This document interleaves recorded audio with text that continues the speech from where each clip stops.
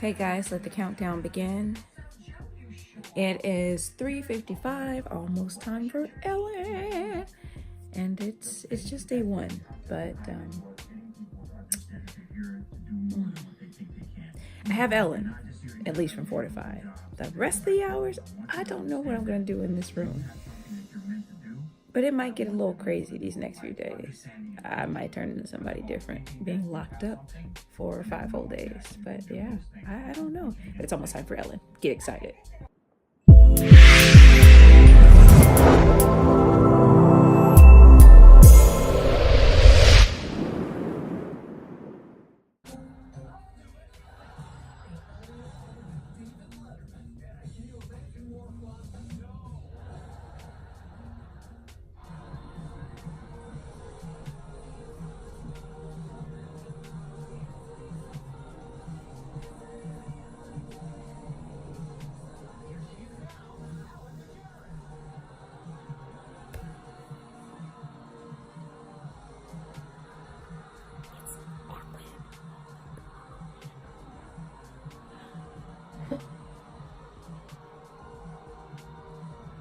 Hello and welcome back to my channel. My name is Jasmine, and if this is your first time clicking on one of my videos, welcome. Today's video is going to be more of an informational slash sharing, hoping that it can help someone, and it is about my recent diagnosis. So before I get into what's happening, let's talk about what's been going on the past year or so. So about a year ago, I started having some strange symptoms.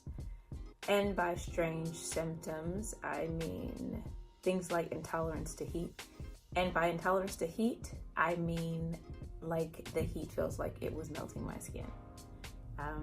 I hate being hot. And normally I'm pretty cold because I've always been pretty anemic. But over the past year, it's been absolutely bananas. Not just intolerance to heat, I've also been having gastro issues. And by issues, let's just say in 2018, I had diarrhea for an entire month. I don't mean like 2 days here, 2 days there. I mean for an entire month. I went to the doctor because I was like, why can't I stop shitting? Probably TMI, I'm just saying, just sharing. But I had like the worst case of diarrhea. And then after that month, it was kind of intermittent, but they kept checking for H. pylori bacteria in your stomach, or that can cause issues like that. They checked me for celiac disease. Let me tell you, it was so bad, I ended up having an endoscopy where they take the tube with the camera and they stick it down your throat into your stomach. So I had to be put under anesthesia for that. Then I started having, first of all, if you're a follower of my blog and my YouTube channel here, then you know that I've suffered from anxiety and depression. I was doing great, but all of a sudden I noticed that my anxiety was getting terrible. And y'all, I mean to the point where it's like panic attacks, where I'm like, oh my God, the walls are closing in on me. I feel like I'm going crazy. Why? I noticed my mood started to change. And I would get really snappy. My girlfriend told me this. And it was just a combination of things. One of the worst things, tremors. My hands would shake like I had Parkinson's. I was like, why are my hands so shaky, to where I'd hold them like this? It's like, this is so weird. And the crazy part about it is my doctor didn't kind of put all of it together, because my symptoms kept coming like one at a time, if that makes sense. Like it was just an isolated incident. There was nothing like it all came at once. So here's where things got a little crazy. I used to be 145 pounds. I'm just gonna give you guys kind of like a perspective, right? 145 pounds, bottoms, jeans, I was about a size 10, 11. I am now a size 8, 6, 8. I'll let y'all figure that out. I used to be 145, I'm now down to 127. And it happened over a period of time. And I guess in the beginning, the weight was coming off slowly, like maybe a pound here, a pound there. As of the last few months, it just, and it was so weird because I was like, I know that I'm like exercise, I'm walking when I go to work or whatever, but not like this. I was like, God, dog, why am I losing so much weight? Finally, the last thing that kind of triggered me to go back to the doctor was my heart was racing. And racing, guys, I mean by like my sitting, resting heart rate was between 120 and 130. My heart was beating so fast some days that I felt like it was taking my breath. So I was like, this is weird. So again, they're still thinking maybe it's an isolated incident. I was born with a heart murmur that my mom never told me about. Found out when I was pregnant with my first kid. Anyway, that's another story. But I went into the doctor and they referred me to cardiology so I can go get a Holter monitor. And a Holter monitor is kind of like the little leads they put on when they do an EKG, and you wear it for 24 hours. I wore it for 24 hours, forgot to take it back for a couple of weeks. I took it back finally and did the labs that he had ordered. Lo and behold, some of those orders included, I can't think of the term, I'll think of it, I'll throw it in here, but it's for your thyroid. And he calls me, hey, Miss Williams, did you look at your labs online? Let me tell y'all what I stopped doing. I stopped looking at my labs online because when I see my numbers are out of whack, then automatically I start go to Google and I Google and then I think I have a disease and I stop. So I said, no, I haven't seen them. He said, well, your thyroid is messed up. Not messed up, what did he say? Your numbers are off. And by off, mines were down in the 0.0000 something level. And he said, that would explain all of your symptoms. And I said, well, what does that mean? He said, well, it looks as if you have a hyperactive thyroid. That's probably my alarm y'all just heard in the background.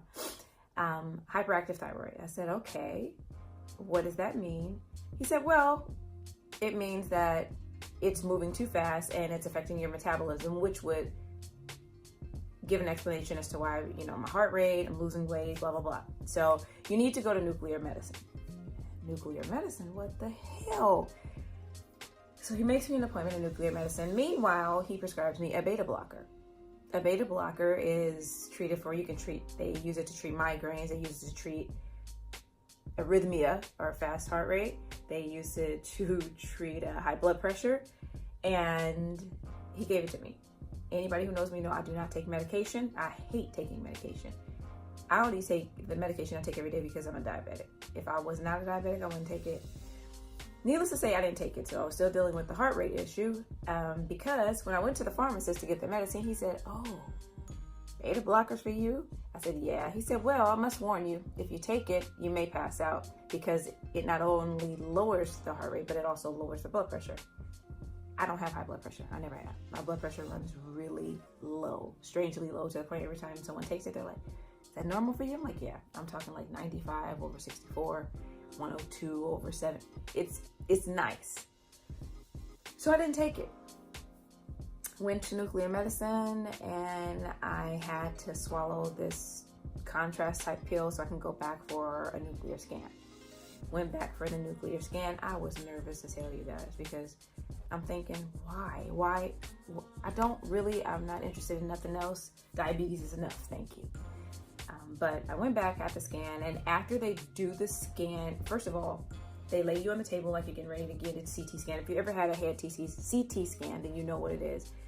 They slide you into this thing, and this thing comes down about yay close. I mean, it's right. I was like, is that it? Because I am claustrophobic. She said, that's it. You'll be okay. I said, okay. So I laid there, and it's about a 20 to 30 minute scan. And my heart, I could feel it. Just because this was here. I'm already nervous about what's going on. And then it's over, and they bring me out. And so she's asking me all of these questions. Before the scan, they were asking me, do you notice your neck is larger? Or have you noticed that your eyes are bulging? Or have you noticed X, Y, Z? I'm like, no, I don't necessarily measure my neck. And I was like, is it? I said, the only thing that I have had, so in addition to all those other symptoms, I've also been having hoarseness. I don't normally sound like this, but I've been having hoarseness. And I noticed that when I'm swallowing harder. It's harder to swallow, which is probably when you see me in my videos. I'm like, that's the reason why. So she's asking me all these questions. I'm like, no, I haven't noticed. Mind you, I'm laying under the scan. I'm like, can you come back and talk to me? Not right now, because I'm already nervous as hell. And you right here in my ear asking me all these questions. I can't tell you that. Scan is over. Then they put you in this little room, right? Because I was in nuclear medicine, and to treat hyperthyroid, there's many options, okay? But we'll get into that. So in walks the radiologist, right? And I'm sitting there, and I know she can see the nervousness in my face. And she said, what's the matter? I said, I'm scared. She said, why are you scared? It's not cancer. Okay, well, what is it? She said, well, it looks like you have Graves' disease.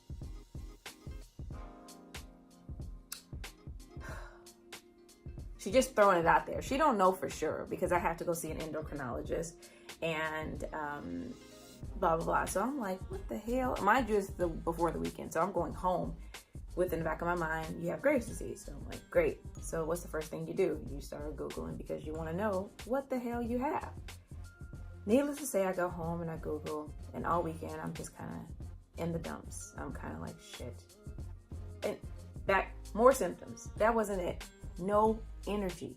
Hear me. I have been tired for over a year. This is not an exaggeration. Anybody who knows me knows I keep a very clean house. I am very particular about how things are done. If we eat, I cook, we wash dishes, my bathroom's clean. I've been so overwhelmed with just tiredness, like no energy whatsoever. And I have not been able to do the things that I normally do, which has caused me to miss time off from work, which has caused a lot. Let's just say, if y'all only knew what I have been experiencing on all fronts, including work. Let me just cover that. Y'all, I only have this turban on because I don't feel like taking my head wrap off.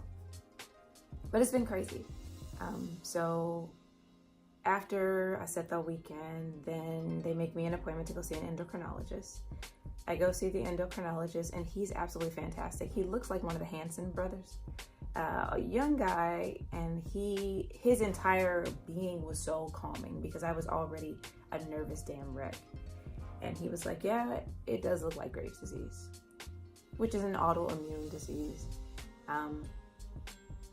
He asked me, did anyone in my family have any autoimmune disease like lupus or issues with their thyroid? Or no, not to my knowledge. But then again, Black folks, we don't talk anyway.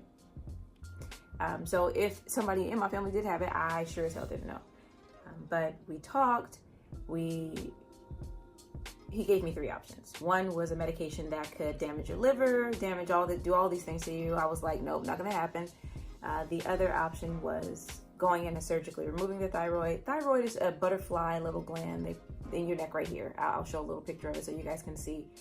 And the third option was what they call radioiodine therapy. Okay, it's a procedure, not a procedure, but a treatment in which you take this capsule, radioiodine, and it essentially destroys the cells of the thyroid. And what I'll do is I'll throw in a little description, because I think that's accurate, but I don't want to be out here misquoting. So I opted for option 3, the radioiodine therapy, because that's where I initially was in nuclear medicine when they did the scan. That's what was going to happen.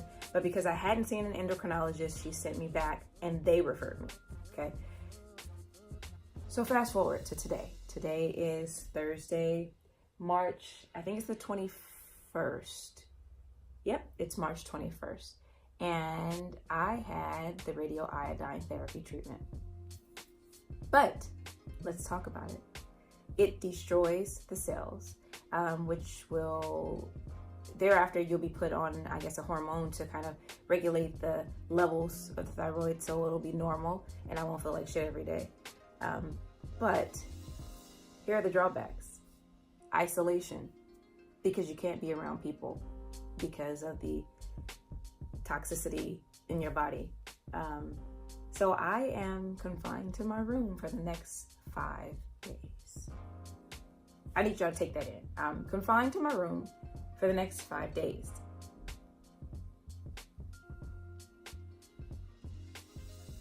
I can't see my kids.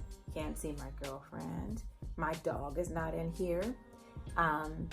Also with radioiodine therapy, you have to drink lots and lots of water. So I'm guzzling water. They also suggest you suck on something sour because the radioiodine therapy can destroy the salivary glands. And you'll have dry mouth for the rest of your life. Great. So I have a bag of lemons over there. I have a big jug of water, and my girlfriend is kind of bringing food to the door. I grab it and I eat in my room, and I am in here to protect my children who are of childbearing age. I don't know how I'm gonna do cooped up in this room, y'all, because of See that, sun? It's so nice today. It's a beautiful day. I did go out when I went to the doctor, but I am in the house for the next several days. But I have lots of movies. I have my Nintendo. I am still working because, I mean, what can we as women not do? I'm just saying. I am still working. I thank God for the ability to work from home during this time, and I'll be working from home for the next couple of weeks.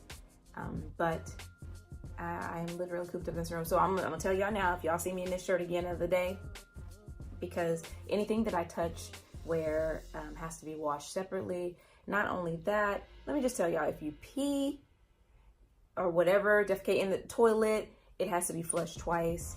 My toothbrush that I use during this period of time will have to be placed in a bag, stored in the garage for 3 months before it can be thrown out, because they scan, I guess, garbage for radioactive material, and you can be fined. This is some serious shit, y'all.